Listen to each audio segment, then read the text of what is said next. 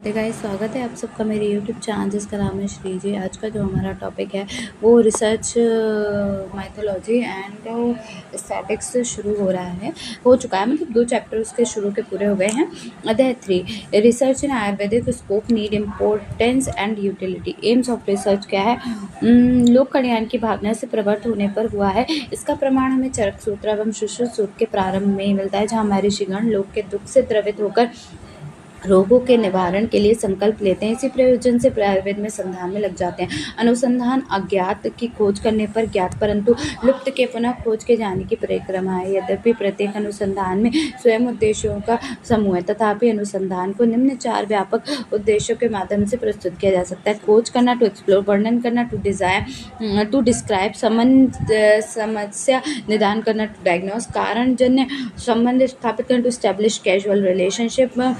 Need and scope क्या है? वर्तमान परिप्रेक्ष्य में देखा गया जाए तो हजारों वर्ष पूर्व आचार्यों ने आयुर्वेद में विकार प्रशमन हेतु जो औषधियाँ बताई थी वे आज भी प्रभावी हैं, जिसमें कि एलोपैथी में दवाइयों के प्रति प्रतिरोधक क्षमता विकसित होती जा रही है, जिसमें इसमें नए अनुसंधान हो रहे हैं और वो भी बैक टू बैक नेचर की परिकल्पना बना रहे हैं। इसलिए आयुर्वेद में बीच में हजारों वर्ष तक परिधान काल के दौरान ह्रास होने से के कारण आज पुनः आधुनिक मापदंड पर इसे सार्थकता काल आवश्यक हो जाता है, जिससे वे पुनः स्थगित हो सकते हैं। यही अनुसंधान है। आयुर्वेदिक वाङ्मय इतना प्राचीन है कि कालक्रम के उसका स्वरूप बहुत कुछ लुप्त और परिश्रम को प्राप्त करता है, जिससे कि यथार्थ की स्थापना के लिए निम्न क्षेत्रों में अनुसंधान की आवश्यकता है। दुर्लभ एवं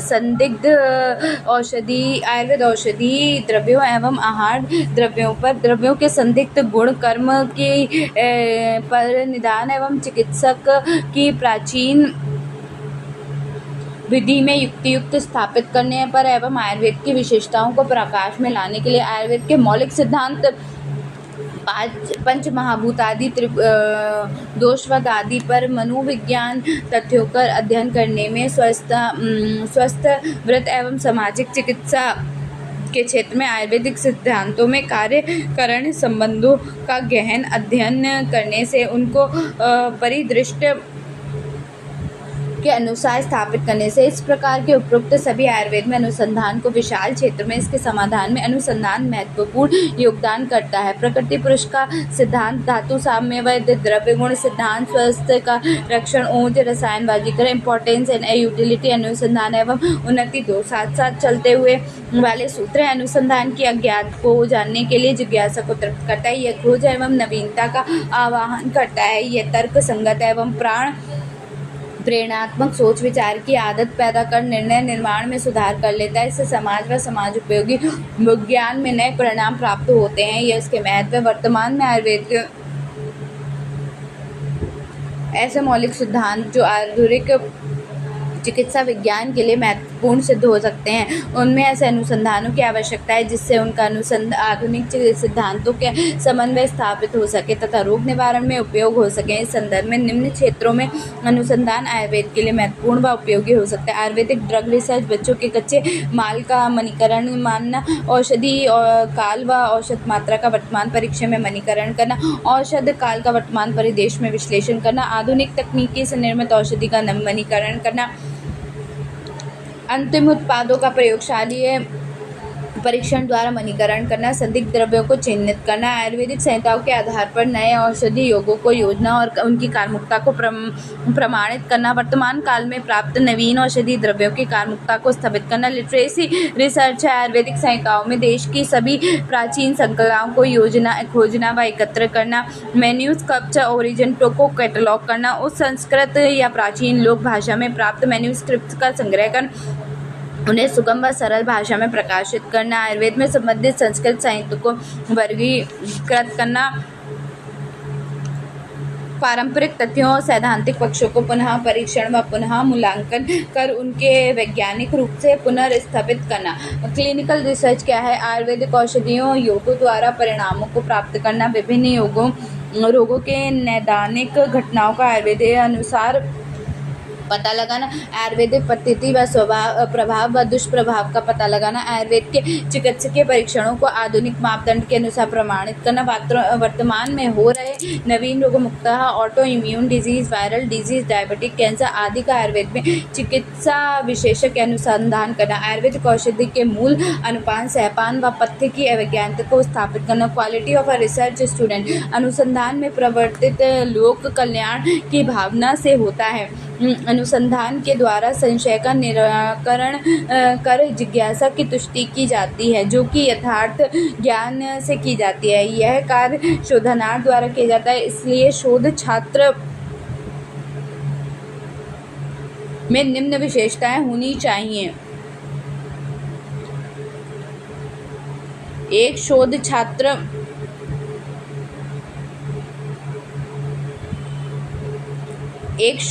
छात्र की मन में किसी विशेष में प्रति संशय का उत्पत्ति होनी चाहिए। एक शोध छात्र की विशेष में जिज्ञासा प्रवृत्ति होनी चाहिए।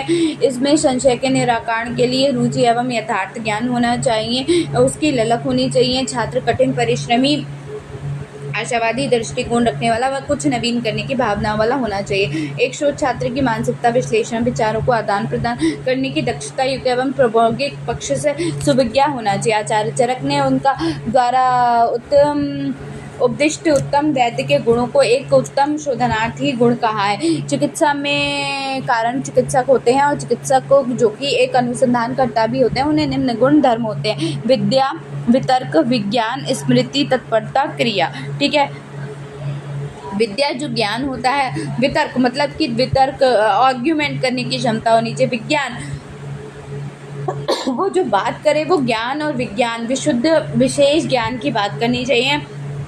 स्मृति जो उसके दिमाग में मेमोरी और नॉलेज हो वो बहुत ज़्यादा होनी चाहिए। तत्परता रिपीटेड ऑब्जर्वेशन और एक्सपेरिमेंटेशन होना चाहिए। क्रिया कार्य करने की क्षमता होनी चाहिए। ठीक है, विद्या मति विद्या के जो गुरुमुख से निकला हुआ शास्त्र या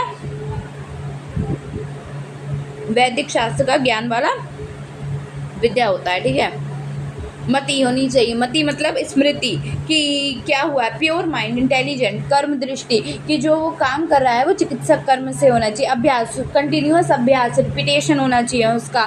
प्रैक्टिकल नॉलेज होनी चाहिए। सिद्धि मतलब कि कैपेबिलिटी ऑफ गेटिंग सक्सेस। ठीक है, आश्रय मतलब कि वो एक श्रेष्ठ व सार्थक वैद्य होता है जो आश्रय प्राप्त करने वाला होता है, सद्गुण वाला। ठीक है, यहाँ पे आपका कंप्लीट हुआ आपका चैप्टर 3। अब चैप्टर 4 की बात है, अनुसंधान के भेद।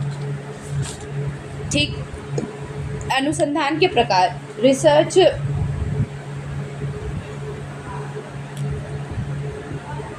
Design, types of research.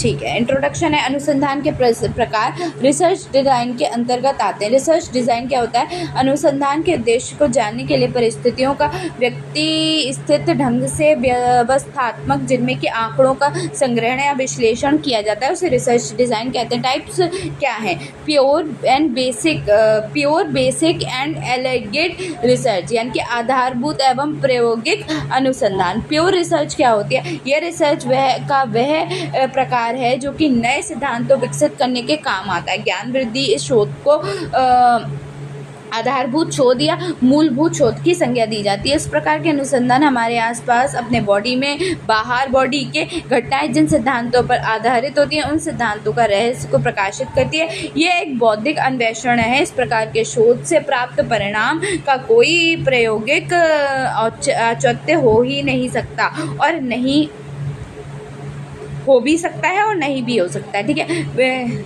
इससे हम नए आविष्कारों का कर सकते हैं। ठीक है, आयुर्वेद के लिए मूलभूत सिद्धांत प्योर रिसर्च के अंतर्गत किया जाता है, जैसे त्रिदोष, सप्तधातु, पंच महाभूत, प्रकृति, विकृति, पुरुष इत्यादि। ठीक है, अप्लाइड प्योर क्या है? प्रायोगिक। वो अप्लाइड क्या है? प्रायोगिक शोध। और प्योर क्या था? आधारभूत शोध। तो दो तरीके के हुए, प्योर एंड अप्लाइड। प्योर क्या है? आधारभूत, और अप्लाइड क्या है, प्रायोगिक। इस शोध को आवश्यक आधारित शोध नाम दिया गया है जिसका उच्च प्रायोगिक औचित्य होता है। प्योर रिसर्च के द्वारा जो सिद्धांत विकसित किए गए उन सिद्धांतों की प्रामाणिकता या वास्तविकता को जानने के लिए एवं नवीन विकसित सिद्धांत के लिए समस्या का समाधान करने के लिए अर्थात प्योर रिसर्च के द्वारा विकसित सिद्धांत को उपयोगी बनाने के लिए जो अनुसंधान किया जाता है उसे अप्लाइड रिसर्च के लिए किया जाता है। आयुर्वेद के सिद्धांतों को हालांकि प्रमाणित की आवश्यकता नहीं होती, परंतु वर्तमान में आयुर्वेद के सिद्धांतों की प्रामाणिकता को मॉडर्न साइंटिफिक पैरामीटर्स।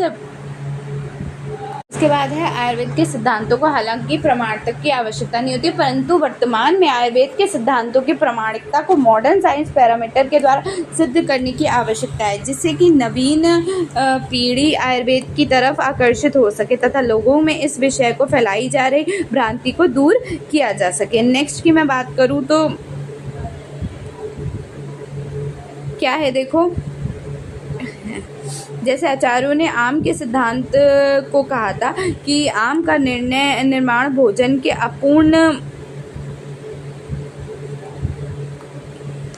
के अपूर्ण पाचन से होता है। जब यह आम शरीर के विभिन्न स्थानों पर जाकर एब्जॉर्ब हो जाता है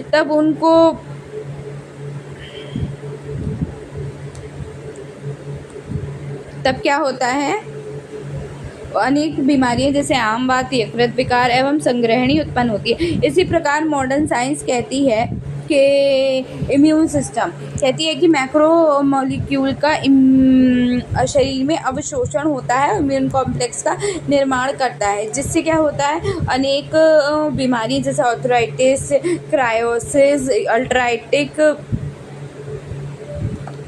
कोलाइटिस ये सब उत्पन्न होती हैं। ठीक है, उसके बाद क्या है,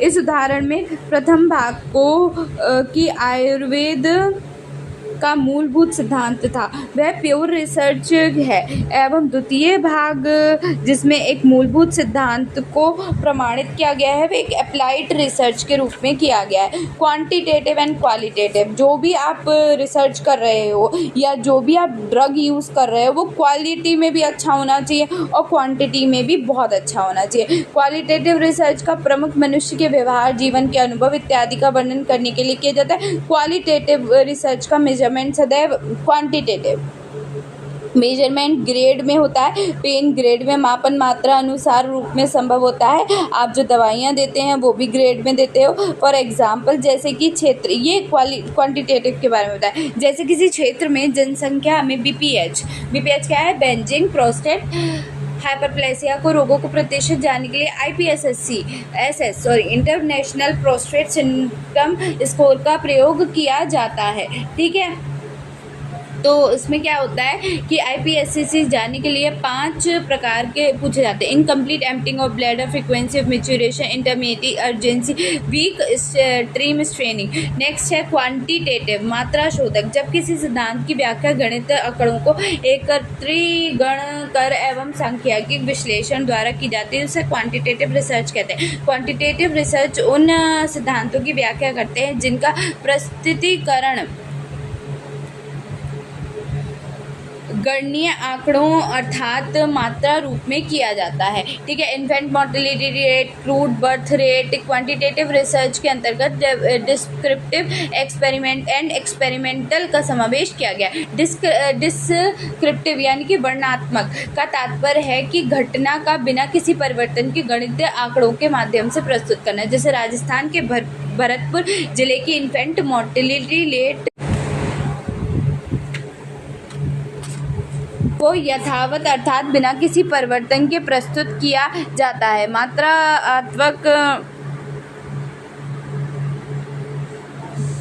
मात्रा आवृत शोध एक आंकड़े एकत्र करने की पद्धति ऑनलाइन, पेपर, मोबाइल, टेलीफोन सर्वे द्वारा की जाती है। एक्सपेरिमेंटल प्रयोगात्मक का तात्पर्य है कि किसी घटना का प्रस्तुतिकरण कोई प्रयोग करने के पश्चात व पहले करना, जैसे जननी सुरक्षा योजना, इन्फेंट मोर्टेलिटी रेट में कितना परिवर्तन आया उसको गणनीय आंकड़ों के माध्यम से प्रस्तुत करना। उसके बाद है मिक्स्ड रिसर्च, जब किसी मिक्स्ड रिसर्च या एक्सपेरिमेंटल स्टडी विधि में अनुसंधान की एक से अधिक विधियों का प्रयोग किया जाता है तो उसे मल्टी मेथडोलॉजी या मिक्स्ड रिसर्च कहा जाता है। मिक्स्ड मेथड ऑफ रिसर्च या मल्टी मेथडोलॉजी क्वालिटेटिव क्वांटिटेटिव दोनों का समावेश होती है। मिक्स्ड रिसर्च का प्रयोग उस स्थिति में किया जाता है जबकि समस्या का समाधान अनुसंधान का किसी एक विधि से पूर्णतः संभव नहीं होता। मिक्स्ड मेथड में क्वांटिटेटिव और क्वालिटेटिव दोनों के द्वारा अनुसंधान करता किसी एक विधि द्वारा प्राण परिणामों में उत्तम परिणाम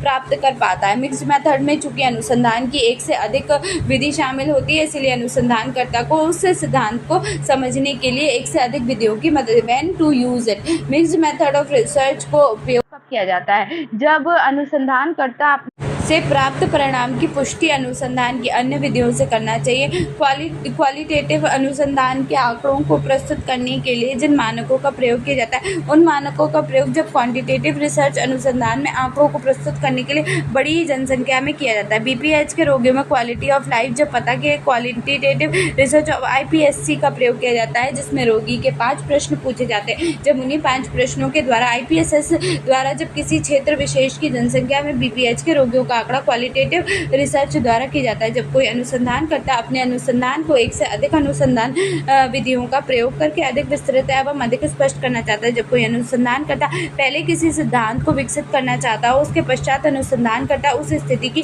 प्रामाणिकता को जांचना चाहता हो। सामान्यतः गुणात्मक अनुसंधान क्वालिटेटिव रिसर्च सिद्धांत को विकसित करने के लिए मात्रा अनुसार अनुसंधान क्वांटिटेटिव रिसर्च सिद्धांत का परीक्षण करने के काम आते। Types of mixed research sequential explanatory design यानी कि अनुक्रमिक व्याख्यात्मक, sequential exploratory design, concurrent triangular समवर्ती सिक्वेंशियल एक्सप्लोरेटरी डिवाइस को कहते हैं अनुक्रमिक अन्वेषणात्मक, कंकरेंट ट्रायंगुलेशन समवर्ती त्रिकोणात्मक, कंकरेंट नेस्टेड समवर्ती समेकित, अनुक्रमिक व्याख्यान यानी कि सिक्वेंशियल प्लेनेटरी डिज़ाइन। इस प्रकार की रिसर्च डिज़ाइन के अंतर्गत क्वांटिटेटिव और क्वालिटेटिव आंकड़ों के संग्रह एवं विश्लेषण के पश्चात क्वालिटेटिव डाटा का संग्रहण एवं विश्लेषण किया जाता है। जैसे एक क्षेत्र विशेष में किसी अनुसंधानकर्ता में रिफाइंड ऑयल खाने वाले लोगों में रिफाइंड ऑयल के खाने से होने वाले लाभ और हानियों का सर्वे किया गया। पुनः उसी क्षेत्र के कुछ लोग का सर्वेक्षण किया गया जो कि पूर्व से सर्वेक्षण में शामिल थे तथा ताकि यह पता लगा सके कि पूर्व में किए जाने वाले सर्वेक्षण में के क्या लाभ हुए अर्थात पूर्व में रिफाइंड ऑयल के लाभ हानियों के बारे में लोगों को कितनी जागरूकता है। सिक्वेंशियल एक्सप्लोरेटरी डिज़ाइन यानी कि अनुक्रमिक अन्वेषणात्मक, इस प्रकार की रिसर्च डिज़ाइन के अंतर्गत क्वालिटेटिव डाटा के संग्रहण एवं विश्लेषण के पश्चात क्वांटिटेटिव डाटा का संग्रहण एवं विश्लेषण किया जाता है अर्थात यह सिक्वेंशियल एक्सप्लोरेटरी से बिल्कुल विपरीत होता है। इस प्रकार के अनुसंधान में अनुसंधानकर्ता द्वारा पहले क्वालिटेटिव रिसर्च के कुछ मानकों द्वारा एक सिद्धांत विकसित किया जाता है। जैसे बीपीएच के कंफर्मेशन के लिए आईपीएसएससी स्कोर प्रश्नों के द्वारा जनरेट किया जाता है। फिर क्वांटिटेटिव रिसर्च द्वारा एक क्षेत्र विशेष की जनसंख्या में उसे लागू करके बीपीएच के रोगियों की संख्या जिनको बीपीएच होने की संभावना है उस संख्या आदि का पता लगाया जाता है। कंकरेंट ट्रायंगुलेशन समवर्ती त्रिलोकात्मक, इस प्रकार की रिसर्च डिजाइन में एक क्षेत्र विशेष की जनसंख्या में क्वालिटेटिव और क्वांटिटेटिव आंकड़ों का संग्रहण एवं विश्लेषण एक ही समय में किया जाता है। जब परिणाम प्राप्त करने के लिए दोनों प्रकार के आंकड़ों को एकत्र किया जाता है तो दोनों को समान महत्व दिया जाता है। जैसे अनुसंधानकर्ता ने एक क्षेत्र विशेष की जनसंख्या में सर्वेक्षण किया हो कि वे अपने पर्यावरण की सुरक्षा के लिए, खाद्य सुरक्षा के लिए किन किन नियमों का पालन करने एवं उन्हें निज स्तर पर पर्यावरण की सुरक्षा हेतु क्या क्या करते हैं। तत्पश्चात उसी समय उनका मिलान मानक स्तर यानी कि स्टैंडर्ड फॉर फूड सेफ्टी करने के परिणाम निकालने के उस क्षेत्र में जनसंख्या द्वारा किए गए प्रयास पर्याप्त हैं या नहीं। कंकरेंट नेस्टेड समवर्ती समेकित, इस प्रकार की रिसर्च डिज़ाइन में डाटा कलेक्शन का विश्लेषण एक ही समय पर किया जाता है परंतु एकत्र किए दोनों प्रकार के आंकड़ों में से एक प्रभावी होता है जबकि दूसरा अप्रभावी होता है। Observational and interventional research. Observational research जब किसी जनसंख्या विशेष में या किसी वर्ग विशेष में होने वाली घटनाओं का केवल निरीक्षण किया जाता है, वह उन घटनाओं का आंकड़ों के रूप में संग्रहण किया जाता है तो उसे ऑब्जर्वेशनल स्टडी कहा जाता है। किसी स्थान विशेष में नवजात मृत्यु दर का अवलोकन। ऑब्जर्वेशन किसी स्थान विशेष के प्रकृति का निर्धारण, किसी स्थान विशेष में किसी प्रकार की बीमारी का संभावना है उसका पता लगाना। ऑब्जर्वेशनल स्टडी में रिसर्चर द्वारा किसी तरह के प्रयोग एवं उनकी रिसर्च में शामिल होने वाले जनसंख्यात्मक या ग्रुप पर नहीं किया जाता है। ऑब्जर्वेशनल रिसर्च में अनुसंधानकर्ता द्वारा रोगी का निरीक्षण कर उसमें लिंग, धर्म, व्यवहार, आहार, व्यसन, कोष्ठ, आर्थिक स्थिति, वैवाहिक स्थिति व आदि का अध्ययन किया जाता है जो कि औषधि प्रयोग की दृष्टि से आवश्यक है। नेक्स्ट वन है आपका types of observational research. Cohort study, ये एक ग्रुप पर की जाती है। जैसे सेडेंट्री लाइफ से डायबिटीज़ होती है और कंप्यूटर कर्मियों को होने वाली डायबिटीज़ का कारण पता लगाना एवं birth cohort. Case control study, यानी कि किसी बीमारी का कारण निर्धारित करने के लिए इस प्रकार का अध्ययन किया जाता है। इस प्रकार के अध्ययन में केस के अंतर्गत व्यक्ति के लिए जिनको बीमारी हो। कंट्रोल, इस प्रकार के अध्ययन में कंट्रोल ग्रुप में व्यक्ति होते हैं जिनको वह बीमारी नहीं होती परंतु एक्सपोज, जैसे सिगरेट स्मोकिंग लंग कैंसर का कारण है या किसी अन्य का। केस के अंतर्गत 50 लोग लिए जाते हैं। लंग कैंसर था, उन्हें कंट्रोल के अंतर्गत 50 लोग लिए। उनके जिनको लंग कैंसर नहीं था वे दोनों ग्रुप में कुछ लोग स्मोकर्स थे। यदि केस वाले ग्रुप में स्मोकर्स ज़्यादा थे तो ये तात्पर्य है कि सिगरेट स्मोकिंग लंग कैंसर का कारण है। Cross sectional transversion study, prevalence study इससे पूरी तरह भिन्न है। केस कंट्रोल स्टडी के अंतर्गत एक निर्धारित जनसंख्या से किसी विशेष बीमारी लक्षण वाले लोगों को अनुसंधान में शामिल किया जाता है, जबकि क्रॉस सेक्शनल स्टडी एक स्थान विशेष की निर्धारित संपूर्ण जनसंख्या पर आधारित है। इसमें रोगी एक्सपोज्ड और हेल्थ एक्सपोज तीनों होते हैं। उदाहरण जैसे किसी स्थान विशेष की महिलाओं में यह पता करना कि उम्र बढ़ने के साथ ब्रेस्ट कैंसर का प्रतिशत बढ़ता है तो उसे के लिए एज ग्रुप के अनुसार 3 समूह बनाए जाते हैं। Group 1 25 to 35, group 2 36 to 50 and group 3 51 to 65 years. अर्थात एक ही समय पर अलग अलग समूह को प्राप्त आंकड़ों को विशेषता किया जाता है तो उसे क्रॉस सेक्शनल स्टडी कहते हैं। इन 3 एज ग्रुप में ब्रेस्ट कैंसर के प्रतिशत का पता लगाना उपरोक्त प्रश्न का उत्तर प्राप्त किया जा सकता है। अनकंट्रोल्ड केस स्टडी सीरीज, इस प्रकार के अध्ययन में कंट्रोल्ड ग्रुप में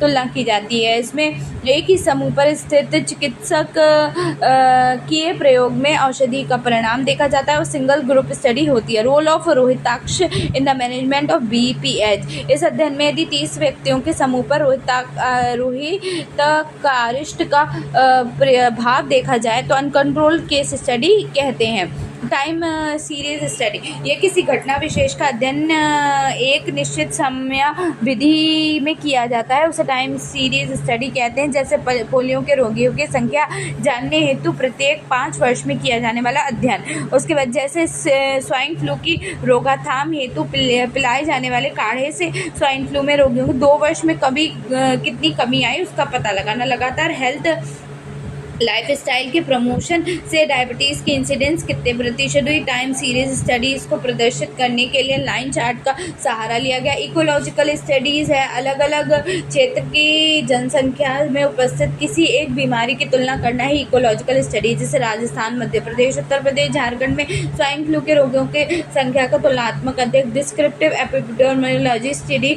ये व्यक्ति, स्थान एवं समय के अनुसार किसी रोगी के रोग के फैलाव को प्रदर्शित करता है। डिस्क्रिप्टिव एपिडेमियोलॉजी के द्वारा आंकड़े संग्रह करके किसी स्थान विशेष की जनसंख्या के स्वास्थ्य का पता लगाया जा सकता है। इसके द्वारा किसी बीमारी के कारणों का एवं उनके उन्मूलन हेतु क्या किया जाता है इसका भी अनुमान लगाया जाता है। सन 2008 में अलबामा नामक स्थान पर काले व्यक्तियों के समय पूर्व जन्म लेने वाले बच्चों का प्रतिशत 21.3% है। केस रिपोर्ट, इस प्रकार का अध्ययन किसी एक व्यक्ति पर बहुत कम व्यक्तियों पर किया जाता है। इस प्रकार के के अध्ययन से किसी चिकित्सकीय प्रयोग, औषधि इत्यादि का परिणाम लिया जाता है। क्रोनिक और स्टिमुलाइसिस के लौकिक अग्निकर्म के प्रभाव का अध्ययन। इंटरवेंशनल रिसर्च, मध्यवर्ती अनुसंधान, जब किसी जनसंख्या विशेष में या वर्ग विशेष में कोई सी प्रयोगात्मक परीक्षण के सकारात्मक व नकारात्मक परिणामों का अध्ययन किया जाता है, उसे इंटरवेंशनल स्टडी कहते हैं। चिकित्सकीय क्षेत्र में इंटरवेंशनल स्टडी का तात्पर्य है जब अनुसंधानकर्ता किसी वर्ग विशेष पर अपनी औषधि अथवा किसी चिकित्सकीय प्रयोग के सकारात्मक या नकारात्मक प्रभावों का अध्ययन करता है तो उसे इंटरवेंशनल स्टडी कहते हैं। समानतः इसे रैंडमाइज्ड कंट्रोल्ड ट्रेड किया जाता है। इसका अध्ययन दो ग्रुपों में बांटकर किया जाता है। इसमें एक ग्रुप एक्सपेरिमेंटल ग्रुप होता है तथा दूसरा कंट्रोल ग्रुप। पहला ग्रुप जो अनुसंधान किया जाता है उसके परिणाम को रिसीव करता है तथा कंट्रोल्ड ग्रुप प्लेसिबो कहता है। BPH के रोगियों में रोहिताकृष्ट एवं कंचनार गुगलू का प्रभाव कैसा है, ये इसका एग्जाम्पल था। अब यहाँ पे 2 चैप्टर पूरे हो गए, ठीक है, मतलब 4 चैप्टर पूरे हो गए। 5वां है research process and there steps, तो ये हम बाद में करेंगे। अभी के लिए इतना काफ़ी है। बाय।